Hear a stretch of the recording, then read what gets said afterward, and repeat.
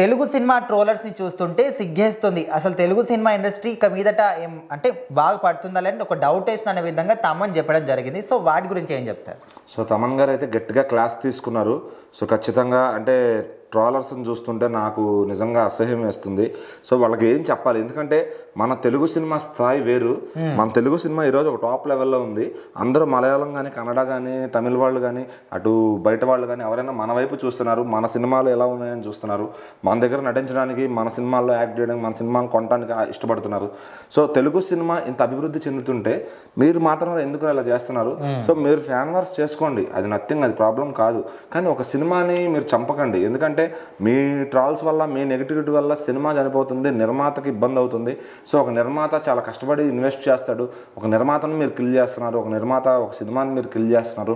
So మీ negativity, మీ fan wars అనేది social media వరకే ఉండాలి, ఒక సినిమాని ప్రభావితం చేసేలా ఉండకూడదు ఖచ్చితంగా.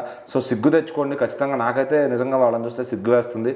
ఎందుకు ఒక మంచి సినిమాని ఇట్లా కిల్ చేస్తున్నారు మీ నెగిటివిటీతో అని చెప్పి అయితే ఆయన బాధపడ్డారు అనమాట. So game changer cinema result ఏదైతే వచ్చిందో అది తీవ్ర నిరాశకు అయితే గురి చేసిందని చెప్పాలి తమన్ గారిని. సో మరి ఆయన చాలా కష్టపడి చాలా మంచి మ్యూజిక్ అయితే ఇచ్చారు, సినిమా కూడా చాలా మంచిగా ఉంది. మరి ఎక్కడో నెగిటివిటీ ఆ సోషల్ మీడియాలో ఎందుకు స్ప్రెడ్ అయిందో తెలియదు, కానీ ఆర్టికల్స్ అందరూ కూడా వాంటెడ్గా నెగిటివిటీ రాసి మొత్తం నెగిటివిటీ స్ప్రెడ్ చేశారు. సో సినిమా చూసిన వాళ్ళైతే ఖచ్చితంగా బాగుందని చెప్తున్నారు, చూడని వాళ్ళు కావాలని రాసి వాంటెడ్గా నెగిటివ్ రివ్యూస్ రాసి సినిమాని నెగిటివ్ చేశారు. సో అట్లానే డాకు మహారాజ్ కూడా చాలా కష్టపడి తమన్ గారు మ్యూజిక్ చేస్తే దాన్ని కూడా మిక్స్డ్ రివ్యూస్ ఇచ్చి, అంటే సినిమా ఎందుకు, సినిమా ఫ్యాన్స్కి నచ్చుతుంది, జనాలు చూసిన వాళ్ళు బాగుంది అంటున్నారు. మరి ఒక టార్గెటింగ్గా ఎందుకు చేస్తున్నారు ఆ సినిమాని? అంటే తమన్ గారి మూవీస్ని టార్గెట్ చేస్తున్నారా, దిల్ రాజు గారి మూవీస్ని పర్టికులర్గా ట్రాల్ చేస్తున్నారా?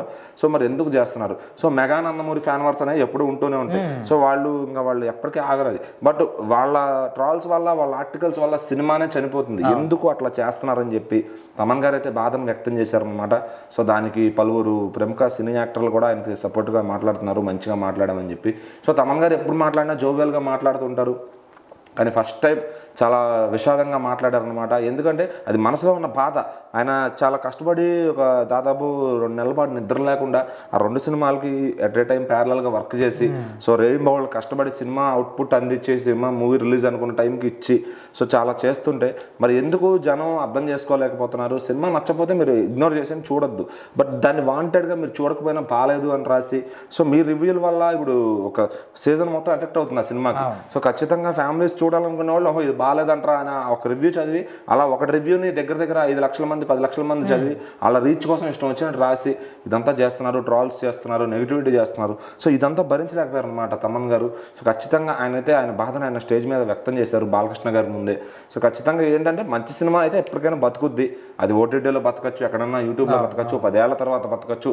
ఈరోజు మనం ఆరెంజ్ సినిమా కానీ, కలేజా సినిమా కానీ, పంజా కానీ, ఊసరవెల్లి కానీ అప్పట్లో పోయినాయి. మరి ఇప్పుడు ఎందుకు బాగున్నాయి అంటున్నారంటే సినిమా కంటెంట్ బాగుంటే అది ఎప్పటికైనా బాగుంటుంది. సో ఒక రోజు పట్టుద్ది, కొంచెం లేట్ అవ్వచ్చు. బట్ ఇప్పుడు ఏంటంటే ఉన్న సిచ్యువేషన్లో 100 కోట్లు, 400 కోట్లు, 200 కోట్లు ఇన్వెస్ట్మెంట్లు చేసి సినిమాలు తీసిన నిర్మాతకి ఆయన జేబులు అయితే మీరు కొట్టకండి ఖచ్చితంగా. సో మీరు రాసే రివ్యూలు, మీరు చేసే నెగిటివిటీ వల్ల మొత్తానికే దెబ్బతింటుంది అనమాట. సో తమన్ గారి బాధ అదే. ఖచ్చితంగా నెగిటివిటీకి దూరంగా ఉండండి, పాజిటివిటీ ఉంటే అంతా పాజిటివ్గా జరుగుద్దని నమ్మే మనిషి ఆయన చెప్పడం కూడా అదే చెప్పారనమాట.